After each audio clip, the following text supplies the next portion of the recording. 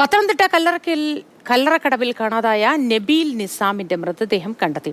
Pathanamthitta Marthoma higher secondary സ്കൂളിലെ 9ാം class വിദ്യാർത്ഥിയാണ് Nabeel. CK അഭിലാലുണ്ട് വിവരങ്ങളുമായി.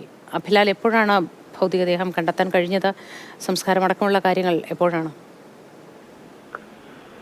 അച്ചൻകോവിലാട്ടിൽ അപകടം നടന്ന കല്ലറക്കടവിൽ നിന്നും ഏറെക്കുറെ 300 മീറ്റർ മാറി പ്രമാടം ഭാഗത്തേക്കുള്ള പാലത്തോട് ചേർന്ന ഭാഗത്ത് പൊങ്ങിക്കിടക്കുന്ന നിലയിലായിരുന്നു മൃതശരീരം.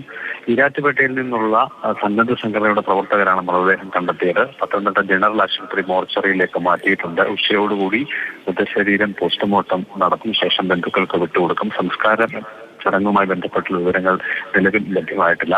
ചൊവ്വാഴ്ച ഉച്ചയ്ക്ക് 1:15 അപകടം. പത്തനംതിട്ട മാർത്തോമ ഹയർ സെക്കൻഡറി സ്കൂളിലെ 9ാം ക്ലാസ് വിദ്യാർത്ഥികളായ 8 പേരാണ് അന്ന് ഉച്ചയ്ക്ക് ഏറെക്കുറെ 1:15 ഇവിടെ കുളിക്കാനായി എത്തുന്നത്.